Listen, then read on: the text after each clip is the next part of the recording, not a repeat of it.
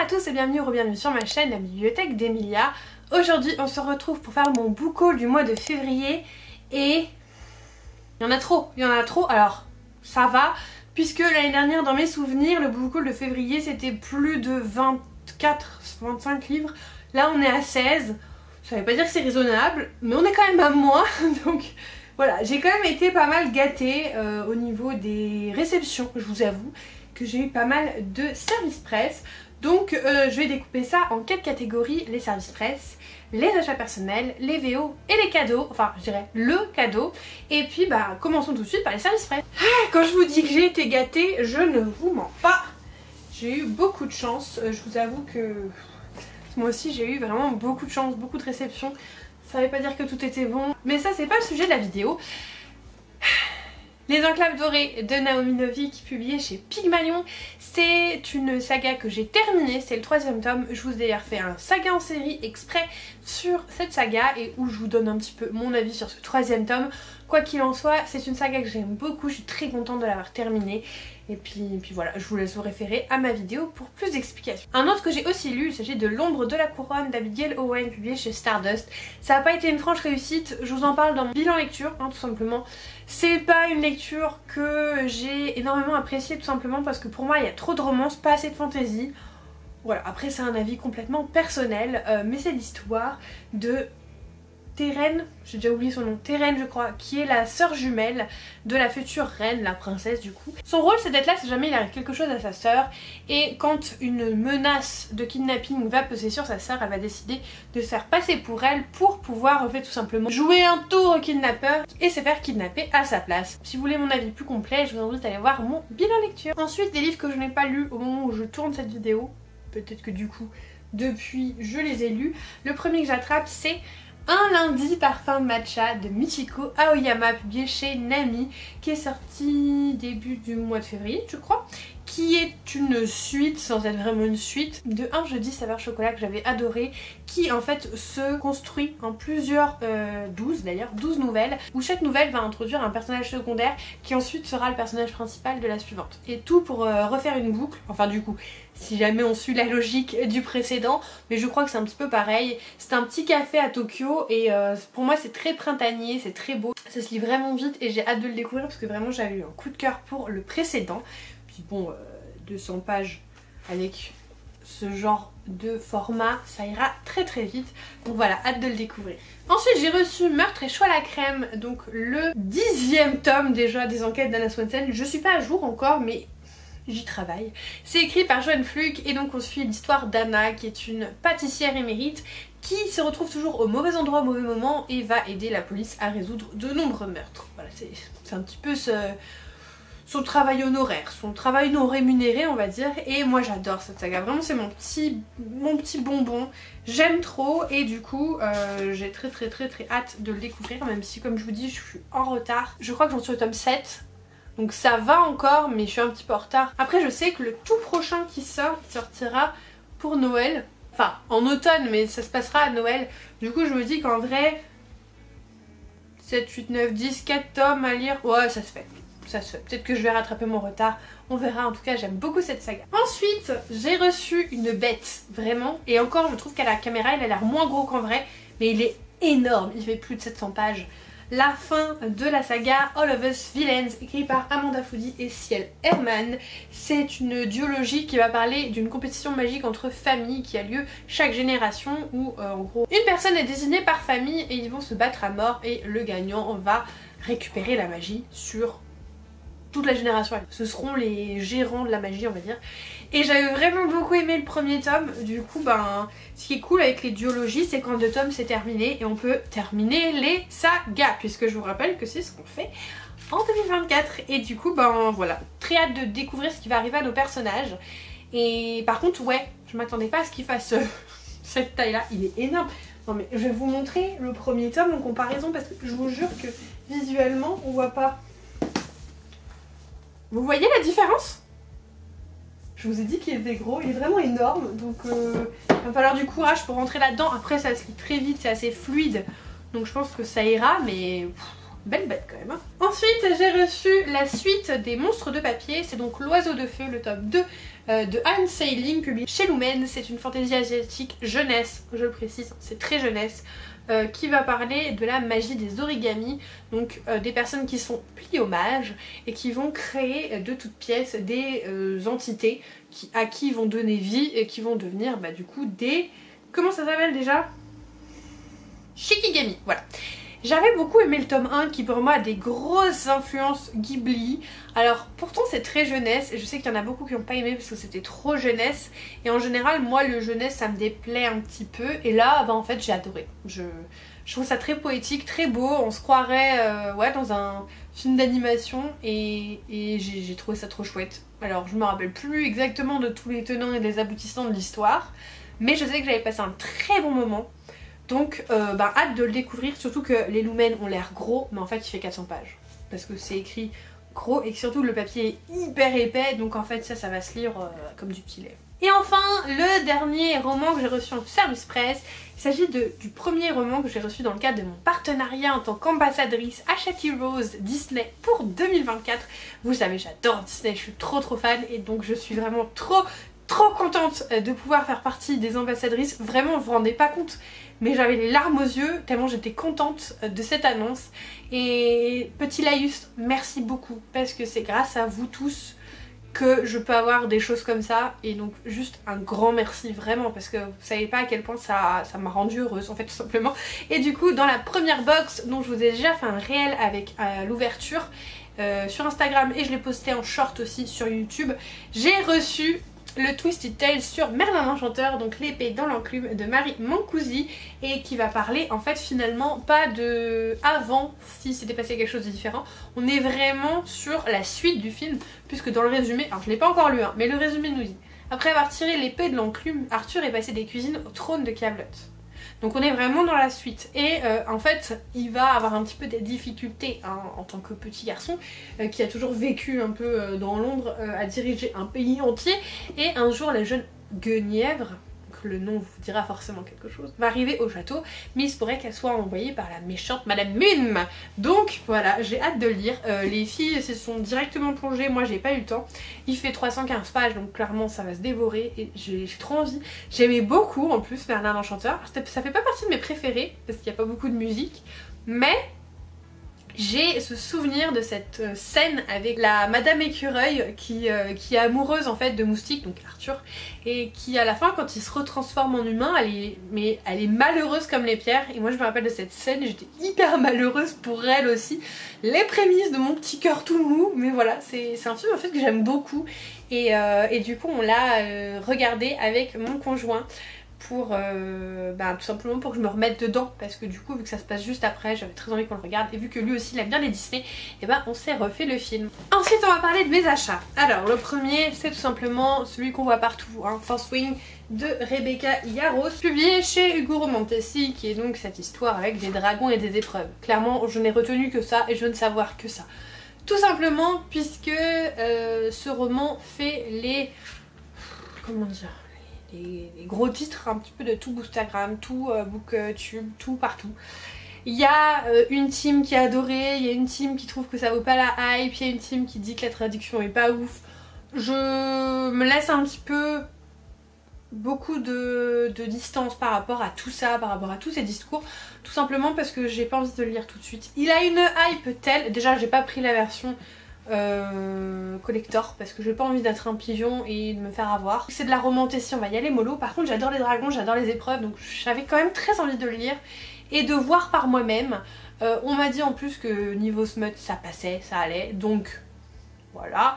Je veux pas en savoir plus et je pense que je le lirai dans quelques mois quand la hype sera un petit peu retombée, que je pourrais vraiment le lire sans qu'on en parle partout. Je pense que c'est ce que je vais faire, genre cet été ce sera parfait, les dragons en plus, voilà c'est l'été. Donc voilà, j'en sais pas plus et en fait je veux pas en savoir plus. Je sais juste qu'il y a apparemment un book boyfriend très chouette mais franchement c'est un petit peu le dernier de mes soucis. Tout ce que je veux moi c'est des épreuves et des dragons. Ensuite il y a encore sous blister parce qu'il va le rester un petit moment le troisième tome de Crescent City de Sarah J. Maas, vous savez tous de quoi ça parle. Voilà, Bryce, cette faillée et Hunt, cet ange déchu et cet univers d'urban fantasy. Donc là c'est Maison de la Flamme et de l'Ombre. Pourquoi je vous dis que il est sous blister, il le restera longtemps? Tout simplement parce que j'ai décidé de me refaire d'abord tous les livres que Madame Masse a publiés avant. Ce qui inclut tout Kéléana et tout un palais d'épines et de roses, donc à Cotard. J'en suis au tome 5 de Kéléana. Je vais finir en juin à peu près cette saga. Et j'aimerais bien me relire à Cotard, tout simplement parce qu'il y a le tome sur Nesta que je n'ai pas encore lu, que je n'ai jamais lu. Et donc j'aimerais bien relire tout à Cotard et ensuite me plonger là-dedans. Sûrement relire les 2 premiers Crescent City, à voir si j'ai la foi. Ou si je me fais juste des résumés spoilants, je pense plutôt que je vais me faire des résumés spoilants. Et ensuite me plonger là-dessus parce que je pense que c'est bien de lire les livres de Madame Sarah J. Maas dans l'ordre qu'elle les publie. Voilà. Donc celui-là il va rester sous blister un petit moment. Pareil en plus, là en ce moment on en parle pas mal, j'ai envie de faire retomber un petit peu la hype et le lire un petit peu à mon rythme un peu plus tard. Ça se trouve je le lirai même pas cette année, je le lirai peut-être en début d'année selon mon planning de relecture d'Acotard, on verra. J'ai acheté également l'encyclopédie féerique d'Emily Wilde, Désert Fawcett, publiée chez Sabran. J'ai craqué pour la version collector parce que je suis parfois un petit pigeon et je sais pas, je pense que cette histoire peut vraiment me plaire. On va suivre Emily Wilde qui est une personne pas très sympathique, j'ai l'impression, qui va créer une encyclopédie des fées. Voilà, et elle va aller dans la féerie, dans les pays de la féerie, elle va créer une encyclopédie et je crois que c'est très cozy fantasy. Toutes les youtubeuses américaines ou anglaises que je suis qui ont à peu près les mêmes goûts l'ont adoré, donc je pense que je vais me régaler. Ça a l'air très cocon, très doux, très beau et en plus pas très long, donc je pense que celui-là je vais pas tarder à le lire. J'ai très envie de le lire en fait. Voilà, j'ai très envie, malgré que le côté un peu cottagecore avec les champignons ça fasse automne. On m'a dit que ça se passait en hiver. À tout moment, celui-là je l'ai déjà lu quand vous voyez la vidéo, je ne sais pas. Ensuite, pour continuer dans mon avancée dans la saga The Witcher, que j'ai envie de terminer cette année avant que la saison 4 soit diffusée, mais je pense qu'elle sera diffusée plutôt l'année prochaine, le tome 5, Le Baptême du Feu, donc d'Andrzej Sapkowski, publié chez Brajlon. Tout simplement, là on est à la fin des événements de la série télé. C'est le premier tome où il se passe des choses que je n'ai pas déjà vues à la télé. Alors évidemment il y a des choses qui sont oubliées entre le livre et la série télé, bien que je trouve qu'il y a pas mal de choses qui sont plutôt bien retranscrites quand même. Mais là c'est vraiment des événements inédits. Voilà, là ce sera des événements du coup que je n'aurais jamais vu, donc très hâte de découvrir cette histoire. Pour rappel, le sorceleur c'est l'histoire de Geralt de Rive qui est un sorceleur, donc un espèce de mage on va dire surboosté aux potions qui va dégommer des monstres. Et il va prendre sous son aile la jeune Ciri qui est une jeune fille qui va être malgré elle au milieu du plus grand conflit politico-social de leur royaume, de leur univers. Et au milieu de tout ça vous avez des mages, des créatures, bref c'est trop chouette, j'aime beaucoup. Et hâte de lire la suite, je le lirai normalement en mars si tout va bien. Idem dans le souhait de vouloir continuer mes sagas, Rendez-vous avec le poison de Julia Chapman, publié chez La Bête Noire Robert Laffont, c'est donc le tome 4 des détectives du Yorkshire, où on va suivre un duo d'enquêteurs, Samson et Delilah. Samson qui est un ancien policier qui subit un petit peu des soucis au travail et qui du coup va revenir dans son village natal, pas très bien accueilli, mais c'est pas grave, va ouvrir une agence de détectives. Et Delilah qui elle a une agence de rencontres matrimoniales. Un jour un de ses clients va mourir et du coup elle va faire appel à Samson et tous les deux vont mener l'enquête et depuis en découle une super collaboration. J'aime beaucoup cette saga qui est d'ailleurs énormément appréciée et je sais que j'ai mis du temps pour la lire puisque je voulais la lire à peu près dans les saisons et j'ai laissé passer ma chance avec le tome 3 qui est en février puisque je l'ai eu en mars l'année dernière. Du coup j'ai attendu un an, oui je sais, j'ai mes tocs, voilà, laissez-moi avec mes tocs de lecture. Et du coup celui-là il va falloir que je le lise rapidement puisque il se passe au début du printemps, fin hiver, début du printemps, donc pile dans la période. Ça je le lirai en mars j'espère et puis après j'essaierai d'enchaîner. J'ai beaucoup de retard sur cette saga, je crois qu'il y a 10 tomes de sortie, j'en ai lu que 3. Je suis très en retard. Ensuite on va passer au VO et j'en ai 3 ce mois-ci. Le premier c'est le dernier de la Fairyloot, celle que je viens tout juste de recevoir, c'est The Crimson Moth de Kristen Cicciarelli. Pour ceux qui ne se rappellent plus d'où vient le nom de cette autrice qui vous est étrangement familier, c'est tout simplement parce que c'est l'autrice de la saga Iskari que j'avais beaucoup aimé. Et donc là, je crois qu'on est sur une duologie. On a ce personnage là qui va être une espèce de, je pense, personne un peu publique le jour. Et la nuit va être une espèce de...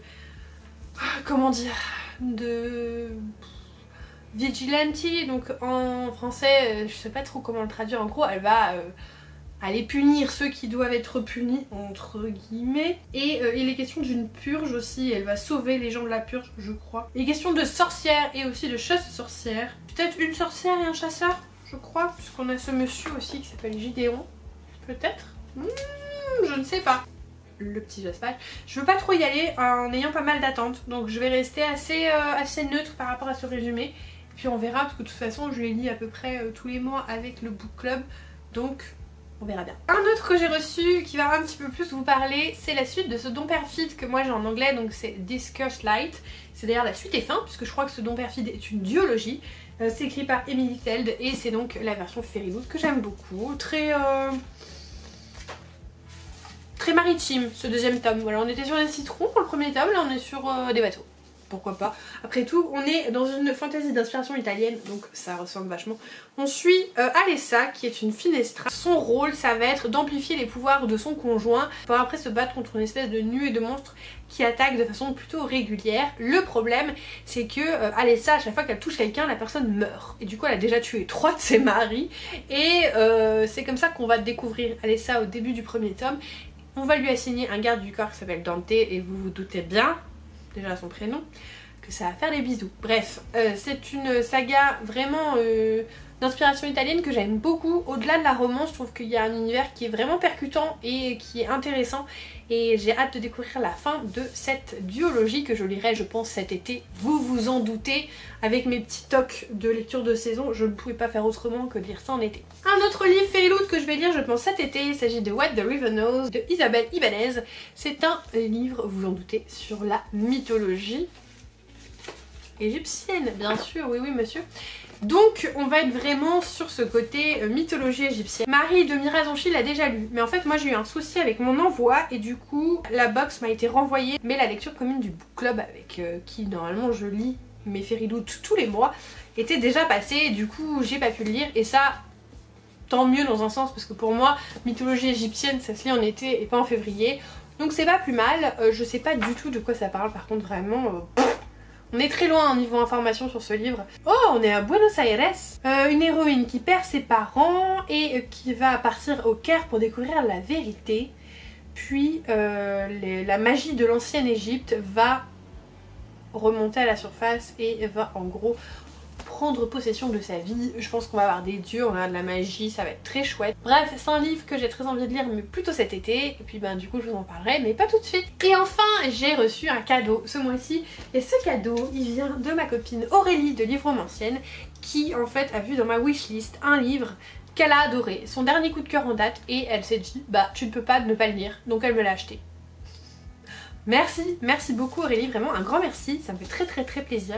Il est magnifique en plus, et je pense que si jamais vous êtes habitué de sa chaîne, vous saurez que je parle de Porcelaine sous la ruine d'Ada Vivalda, qui est publiée chez Olympe. Je crois que c'est une histoire qui emprunte un petit peu à la romantasy, et c'est pour ça qu'au début ça ne m'avait pas énormément attirée, mais finalement il y a énormément de gens qui l'ont lu et qui m'ont fait un retour, ou dont j'ai écouté le retour, qui finalement s'axe pas tant que ça sur la romantasy, c'est plutôt contemplatif. Certains le comparent à Adi Larue dans son schéma narratif et dans voilà, sa vibes en général, et donc forcément ça m'a donné très envie, surtout qu'Aurélie en dit que du bien, donc j'avais très envie de le découvrir. Je pourrais pas vous en dire plus puisque le résumé se résume à ça, hein. Une tasse de thé, un monde de pluie, aucun secret n'est à l'abri entre deux âmes ennemies. C'est beau en plus cette petite poésie, mais du coup ça m'en dit pas plus sur de quoi on parle. Dans mes souvenirs, je crois que Aurélie parle de génie. Je crois qu'en effet ça parle de génie. Mais je pense savoir plus. Je veux y aller vraiment sans rien savoir, vraiment y aller à l'aveuglette. Un grand merci Aurélie pour ton cadeau. Et voilà, on est arrivé à la fin de ce book haul. N'hésitez pas à me mettre un petit emoji pile de lire, c'est l'emoji de ce genre de vidéo. Si vous êtes encore là, un grand merci encore, je vous le redis, pour tout votre soutien, hein, tout simplement. Si vous n'êtes pas encore abonné, n'hésitez pas à le faire, mettre un petit commentaire et un pouce en l'air. C'est vrai que je suis allée un petit peu vite sur certains titres, mais en fait quand je suis en book haul, j'ai pas envie de m'éterniser parce que finalement je les ai pas lus, et ça m'est déjà arrivé de faire des résumés qui en fait finalement n'avaient rien à voir avec le livre. Du coup j'ai pas envie de dire de grosses âneries, donc je préfère pas expédier ça, mais être un peu plus light sur les explications. En tout cas voilà, j'ai trop contente, vraiment c'est un beau butin que je me suis fait pour février. J'espère que dedans il y aura de très bonnes lectures. Et puis bah en attendant la prochaine vidéo, comme d'habitude je vous souhaite de merveilleuses lectures et je vous fais des bisous.